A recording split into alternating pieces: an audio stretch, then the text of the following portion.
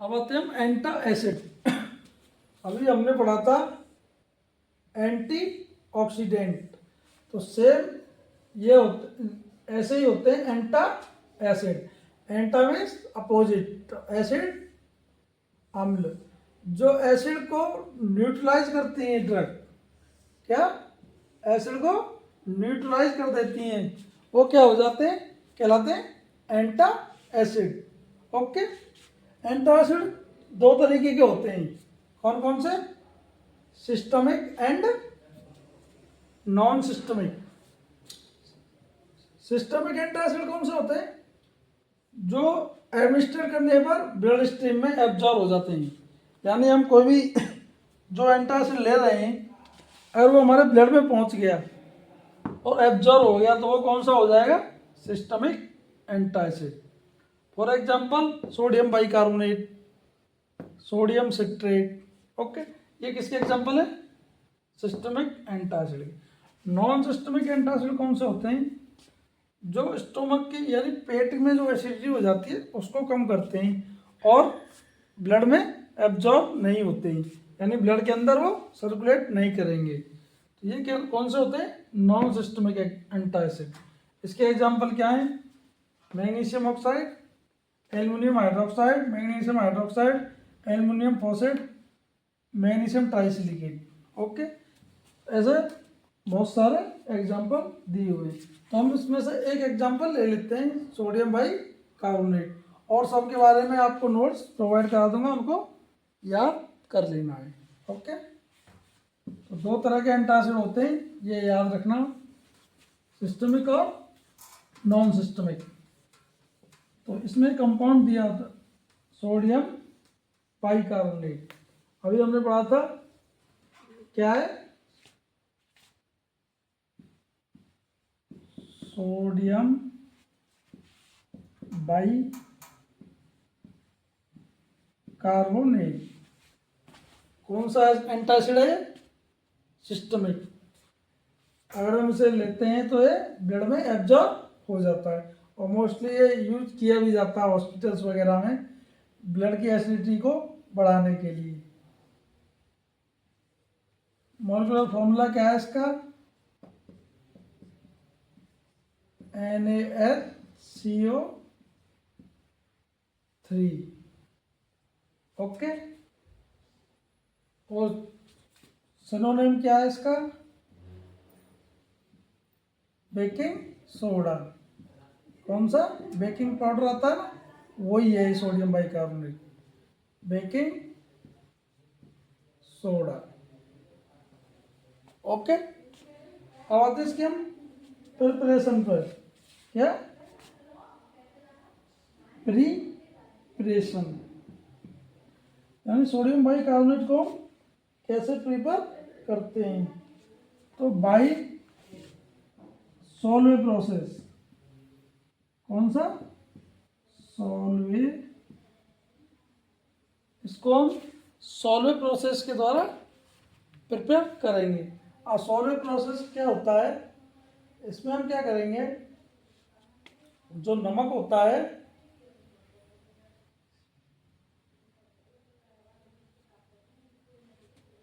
इसमें हम क्या करेंगे, नमक के ब्राइन सॉल्यूशन, जो नमक होता है NaCl, उसको अमोनिया सॉल्यूशन के साथ, कौन से,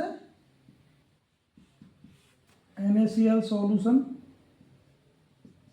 कौन सा, ब्राइन, अमोनिया सॉल्यूशन के साथ मिक्स करेंगे। ओके, किस लिए, इम्प्योरिटी हटाने के लिए, इम्प्योरिटी रिमूव हो जाएंगी। ओके, अब क्या होगा इसमें, उसके बाद सॉल्यूशन को फिल्टर कर लेते हैं, क्या, ये सॉल्यूशन आ गया, इम्प्योरिटी हटाने के लिए किया सॉल्यूशन, इसको क्या कर लेते हैं हम, फिल्टर, तो क्या मिल जाएगा, फिल्ट्रेट, यानी छना हुआ। अब क्या करेंगे हम, इसमें CO2 गैस पास कराएंगे, कौन सी, CO2 गैस पास कराएंगे, जो छनका आया उस पर CO2 हम डालेंगे तो क्या होगा, प्रिसिपिटेट बन जाएगा। क्या, प्रिसिपिटेट, या हिंदी में बोलो तो अवक्षेप, एक अवक्षेप बन जाएगा। फिर इसको हम क्या कर लेंगे, फिल्टर कर लेंगे, छान लेंगे। क्या मिल जाएगा फिल्टर करने के बाद, फिल्ट्रेट। क्या, फिल्ट्रेट। और इसको क्या कर लेंगे हम, जो फिल्ट्रेट मिलेगा इसको ड्राई कर लेंगे, सुखा लेंगे। तो जो ड्राई फिल्ट्रेट होगा ये क्या होगा, सोडियम बाई कार्बोनेट। ओके, ये हो गया इसकी प्रिपरेशन। अब आते हैं सोडियम बाई कार्बोनेट की प्रॉपर्टीज पर। क्या प्रॉपर्टीज,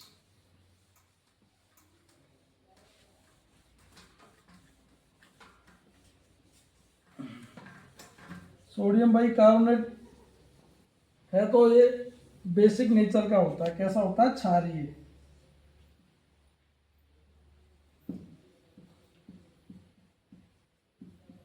क्षारीय होता है तो एसिड को न्यूट्रलाइज करेगा ही करेगा।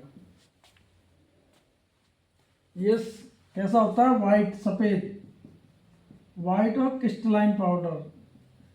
क्रिस्टलाइन तो जानते हैं, जैसे नमक होता है, कैसा है वो, क्रिस्टलाइन पाउडर है। और क्षारीय है तो टेस्ट में कैसा होता है, नमकीन या बेसिक, बेसिक, नमकीन या बेसिक, बेसिक इन टेस्ट, चखने पे एल्कलाइन या बेसिक लगता है।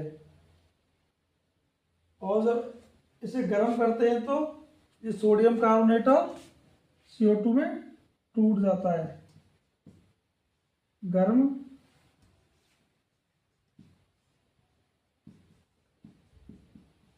करने पर क्या हो जाता है, NaHCO3। इसको गर्म कर दो तो CO2 प्लस Na2CO3, तो इसको बैलेंस करना है, 2 प्लस H2।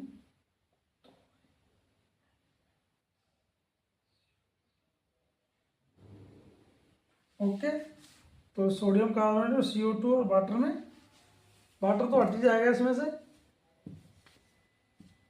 गर्म करने पर सोडियम बाई कार्बोनेट को CO2 और सोडियम कार्बोनेट मिलता है। ओके, अब आते हैं उसके प्रॉपर्टीज हो गई, प्रिपरेशन हो गई, कॉमन नेम हो गया।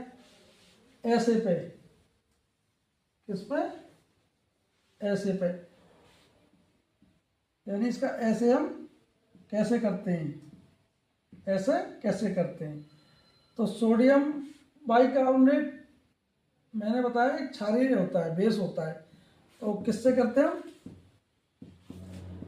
Acid base titration. कौन सा, एसिड बेस, ये बेसिक नेचर का है। तो सोडियम बाई कार्बोनेट तो किससे ऐसे करेंगे, एसिड बेस टाइट्रेशन, यानी इसका एसिड के साथ टाइट्रेशन करेंगे। किसमें, सल्फ्यूरिक एसिड के साथ।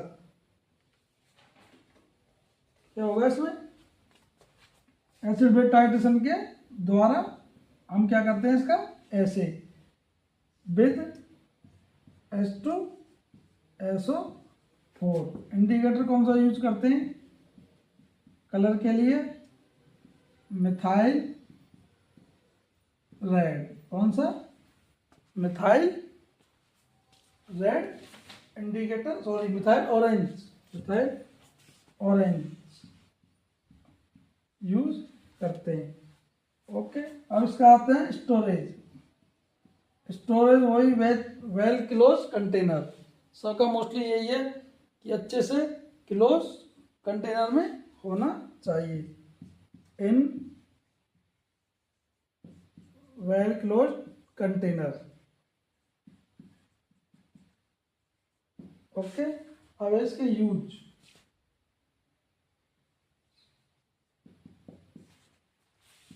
इन सिस्टमिक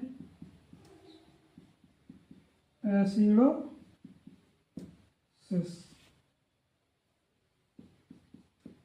दूसरा है जलने पर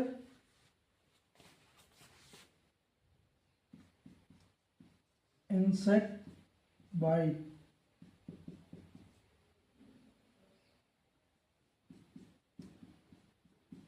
होने पर लोकल अप्लाई। तीसरा है इन ईयर ड्रॉप्स। इसका यूज क्या क्या है? इन सिस्टमिक एसिडोसिस। सिस्टमिक एसिडोसिस क्या होता है कि आपने देखा होगा कभी कभी हॉस्पिटल में देते हैं, इंजेक्शन देते हैं सोडियम बाइकार्बोनेट का, तो ब्लड की जो पीएच है वो बहुत कम हो जाती है, यानी एसिडिक नेचर का हो जाता है ब्लड। तो उसकी न्यूट्रलाइज करने के लिए, उसकी पीएच को बढ़ाने के लिए हम सोडियम बाइकार्बोनेट का यूज करते हैं। ओके, इंसेक्ट बाइट होने पर कोई कीड़ा काट लेता है, मोस्टली जो आपकी मधुमक्खी वगैरह है, या सिंपल जो क्या बोलते हैं पीले कलर का बीज होती है वो काट लेते हैं, तो उनके जो डंक होता है, स्टिंग, उसमें एसिड होता है। तो क्या करते हैं, अगर कोई मधुमक्खी वगैरह काट लेती है, कोई कीड़ा काट लेता है, तो उसको वहाँ लोकल अप्लाई कर देते हैं। ओके, तो ये क्या करेगा, ये बेस है और उनके डंक में एसिड होता है, तो ये न्यूट्रलाइज कर देगा और सूजन नहीं होने देगा। और इन ईयर ड्रॉप, कान की जो ड्रॉप होती है उसमें भी, उनको बनाने में भी सोडियम बाइकार्बोनेट का यूज़ होता है। मोस्टली जो वैक्स हटाने के लिए ईयर ड्रॉप बनती हैं उनमें यूज़ होता है। आपकी सॉली वैक्स वगैरह आती हैं उनमें सोडियम बाइकार्बोनेट में इंग्रेडिएंट के रूप में यूज़ होता है। ओके, ये हो गया आपके एंटासिड। और आपके sodium, aluminium hydroxide, magnesium hydroxide, magnesium trisilicate, जितने भी हैं आप उनके बारे में पढ़ लेना, मैं नोट्स प्रोवाइड करा दूंगा। भाई देखो, आपको पढ़ना है इनको, तो रटना ही पड़ेगा, इनका और कोई तरीका नहीं है। अब आते हैं प्रोटेक्टिव एंड एब्जॉर्बेंट। क्या? प्रोटेक्टिव एंड एब्जॉर्बेंट्स, तीसरा टॉपिक दिया हुआ है हमारे, प्रोटेक्टिव एंड एब्जॉर्बेंट्स। तो प्रोटेक्टिव क्या होते हैं? प्रोटेक्टिव वो पदार्थ होते हैं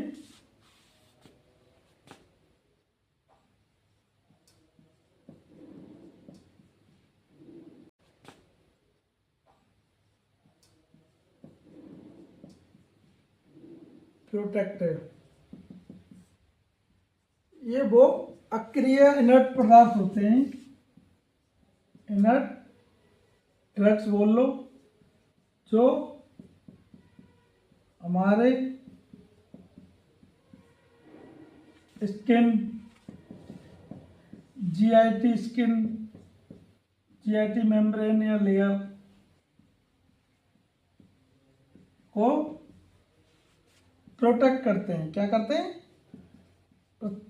यानी ये वो पदार्थ या ड्रग होते हैं इनर्ट, कैसे? अक्रिय, यानी हम बॉडी स्किन को प्रोटेक्ट करेंगे, या फिर जो अपना पेट होता है, इंटेस्टाइन होती हैं, स्टोमक होता है, जीआईटी ट्रैक बोलते हैं इसको, इसकी मेम्ब्रेन को प्रोटेक्ट करते हैं।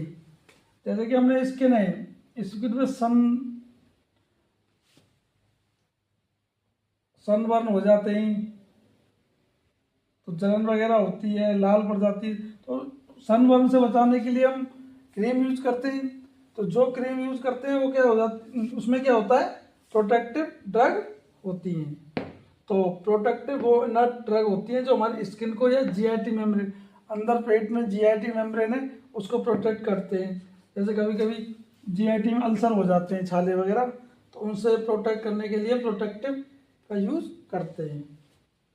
और एब्जॉर्बेंट, जो एब्जॉर्ब करते हैं, क्या एब्जॉर्बेंट, एक तो होता है अवशोषण, एब्जॉर्बेंट, ये वो इनर्ट ड्रग या सब्सटेंस होते हैं जो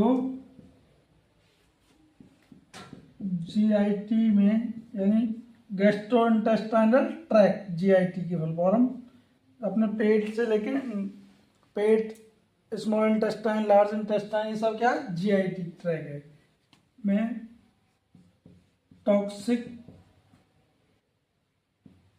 सब्सटेंस को हटाने में हेल्प करते हैं। क्या करते हैं? हेल्प करते हैं। किसके द्वारा? By absorption.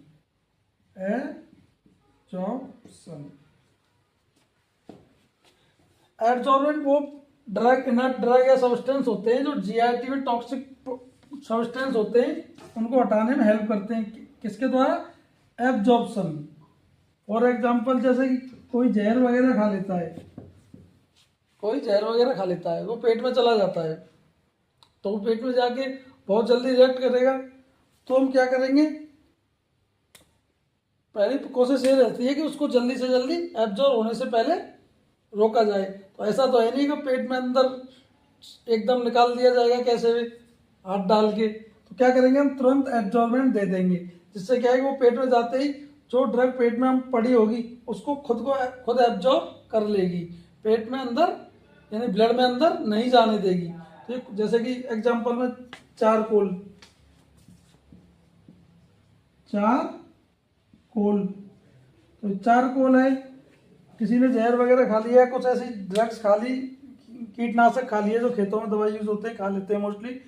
तो क्या करते हैं? तुरंत उनको एब्जॉर्बेंट देते हैं, चारकोल वगैरह या और भी एब्जॉर्बेंट है वो देते हैं। तो ये अंदर जाके क्या करेंगे? उस ड्रग को खुद एब्जॉर्ब कर लेंगे, खुद अवशोषित कर लेंगे, उसको ब्लड, बॉडी में ब्लड के अंदर नहीं जाने देंगे, यानी सिस्टमिक सर्कुलेशन के अंदर उसे जाने से रोकते हैं। ओके, वो क्या कहलाते हैं? Absorbent. For example charcoal. Protecting में आपका एग्जाम्पल लिख लो,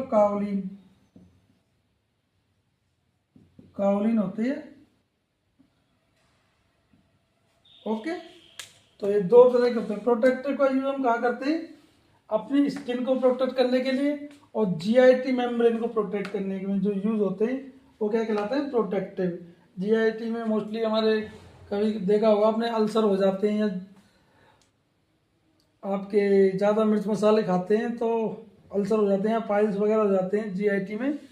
तो उन बीमारियों में हम प्रोटेक्टिव का यूज़ करते हैं। एब्जॉर्बेंट का यूज़ करते हैं तब जब कोई टॉक्सिक सब्सटेंस हमारी बॉडी में चला जाता है, उसको हटाने के लिए उसको एब्जॉर्प्शन कर लेंगे वो, तो उसको ब्लड सर्कुलेशन में नहीं जाने देंगे। ओके, और ये इनर्ट होते हैं। इनर्ट का मतलब समझ रहे हो? ये बॉडी के साथ कोई रिएक्शन नहीं करेंगे, लेकिन जो हमारी बॉडी में केमिकल गया है या कोई भी सब्सटेंस है उसको एब्जॉर्ब कर लेंगे। ओके, अब आते हैं हम एब्जॉर्बेंट की प्रॉपर्टीज क्या क्या होनी चाहिए।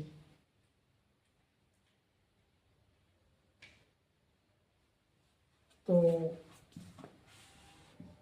प्रॉपर्टी, इन दोनों की प्रॉपर्टीज क्या क्या होनी चाहिए? सीधी सी बात है, पहली बात तो इनर्टी होना चाहिए, अक्रिय होना चाहिए, बॉडी से कोई रिएक्शन नहीं करे। दूसरा, इनसॉल्यूबल, यानी ये घुलनशील नहीं होना चाहिए। अगर पता चला कि हम इसको प्रोटेक्ट करने के दे रहे हैं और ये घुल के खुद बॉडी में चला गया और एक्सक्रीशन के थ्रू जल्दी से निकल गया। तो इसका मतलब है इनर्ट होना चाहिए और इनसॉल्युबल होना चाहिए। ओके, और म्यूकस मेम्ब्रेन को कवर करना चाहिए। म्यूकस मेम्ब्रेन होती है जो अपनी जीआईटी में को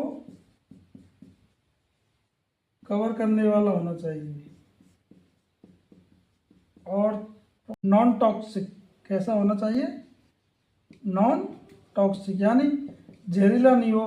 पता चला कि हम किसी भी जहरीले सब्सटेंस को हटाने के लिए एडजॉर्बेंट दे रहे हैं और वो खुद ही जहरीला है, वो हेल्प को बचाने की बजाय खुद रिएक्शन करके हमको या तो टिश्यू डैमेज कर देगा या कोई बड़ी बीमारी कर देगा। ओके, तो वो नॉन टॉक्सिक होना चाहिए। अब ये हो गया। अब ये कुछ एग्जाम्पल हैं, जैसे मैंने बताया था लाइट काओलिन है, चारकोल है, बिस्मुथ सल्फेट है, तो आप उनके बारे में पढ़ सकते हैं।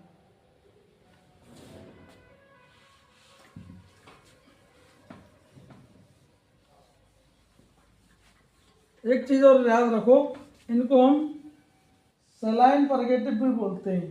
क्या? Saline purgative.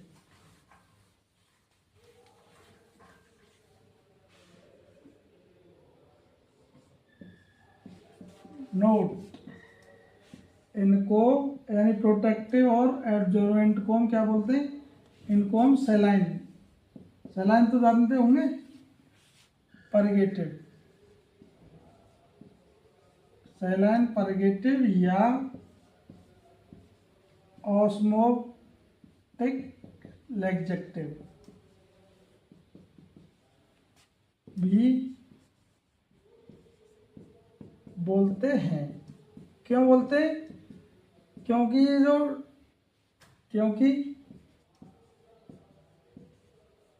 ये बढ़ा देते हैं। क्या बढ़ा देते हैं? पेरिस्टालिस मूवमेंट को, मूवमेंट ऑफ इंटेस्टाइन का मतलब जानते हो? इसको हिंदी में बोलते हैं आंत। तो आंतों के पेरिस्टालिस मूवमेंट को बढ़ा देते हैं, जिससे क्या हो जाता है? डायरिया हो जाता है, और डायरिया हो जाएगा तो बॉवेल मूवमेंट बढ़ जाएगा।